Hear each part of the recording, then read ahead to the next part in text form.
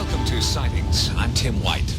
No one knows exactly what Thomas Mantell was chasing the day his P-51 fighter plane crashed in Franklin, Kentucky. For nearly 50 years, his family has searched for the truth, and Sightings has tried to help, first by uncovering wreckage from Mantell's plane, and now by introducing his children to the man who heard Tommy's very last words. Carla Wohl reports.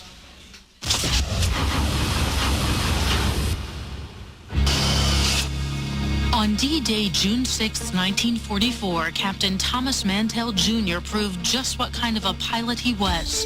He received the Silver Star and Flying Cross for heroism and extraordinary achievement in flight after he successfully towed a spy glider across enemy lines. After the war, he opened up his own flight school and served in the Kentucky Air National Guard. He was a devoted husband, a loving father, and the first confirmed casualty of a military UFO confrontation. The identity of that UFO has never been revealed, and the family that Tommy Mantell left behind still have nagging questions that prolong their grief. The Air Force has been absolutely no help at all. They have told us absolutely nothing. They sent nobody out to talk to my mother when this happened. It may have been 48 years ago, but not knowing still hurts. The day Tommy died, January 7th, 1948, the air traffic controller at Godman Field was Quentin Blackwell, the man who heard Captain Mantell's last words. Now, after 48 years, Tommy's sister Betty and his two sons, Terry and Thomas III, are going to meet Quentin Blackwell for the first time. It's been almost 50 years since your father was killed. What are you hoping that Quentin Blackwell will tell you? Just to hear the last, what he said in his last words, since he was the last person to talk to my dad. What I hope Mr. Blackwell will clear up in my mind is if Mr. Blackwell happened to see the object that he was pursuing, or if he could shed any light on what it was. All along, due to the cover-up, I felt like either they knew what it was and didn't want to tell us, or they didn't know what it was and they didn't want the world to know. And I would kind of like to know which of those things maybe it was. Blackwell has never spoken publicly about the incident, but nearly 50 years later, he's still troubled by his memories. It was his son Jackie who convinced Blackwell to break the Air Force-imposed gag order after seeing the Mantells on sightings. To me, it was a family's appeal. They asked for anybody that had any information surrounding this incident, if they could talk to the families, and to me that was enough. And I just had to talk to my dad and say, look, do you want to? And Dad says, yeah, I'll talk to the family. On January 7th, 1948, Mantell was part of a team ferrying P-51 fighters from Georgia to his home base in Kentucky.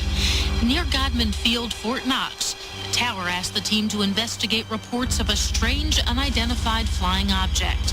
The planes were not equipped for high altitude, and all but Tommy turned back at 25,000 feet.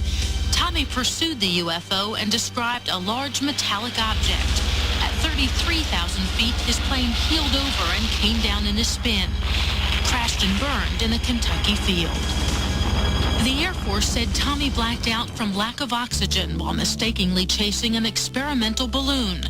But in Tulsa, at Quentin Blackwell's home, the Mantells heard a much different story from a key eyewitness. I got to the tower and I looked out there and there was that saucer. Boy. So I called the base operations officer from downstairs, a major, and he came up. He said, you got me in trouble now. I've got to call the base commander. So he called over to Fort Knox and have some of the generals come over.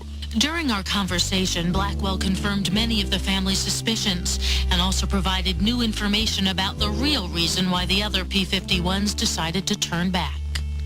Abruptly, he said, Godman Tower, my two wingmen are coming in. We want hot guns, and we want them now. Hot guns is Air Force slang for loading live ammunition into aircraft artillery.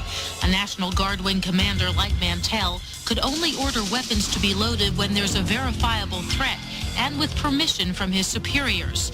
So if Mantell instructed his wingman to load his guns, then someone else had to have seen the threat also. How did he describe the object? He said it was about 200 feet across, probably 70, 75 feet thick. It has observation windows in the top section around. He moved around it again, and he said it's metallic, dull aluminum color. And he said, well, now it's trying to move away. I'm going to close in for a better look. And that's the last thing he ever said. The Air Force speculated that Mantell was suffering hallucinations caused by anoxia, the medical term for lack of oxygen.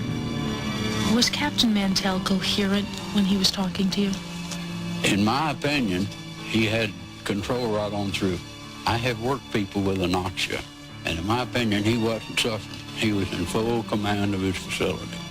Perhaps the most important information Blackwell revealed were the names and ranks of other eyewitnesses in the tower. Oh, mercy. There was about 3 generals, colonels carrying coffee, the base commander, Colonel Hicks, and the operations officer. It was jammed. When they said he was down,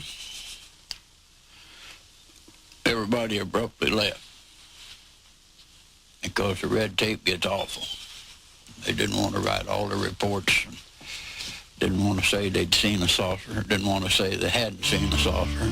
He was definitely chasing something that he felt was of a national. Well, I think it more or less makes him a hero.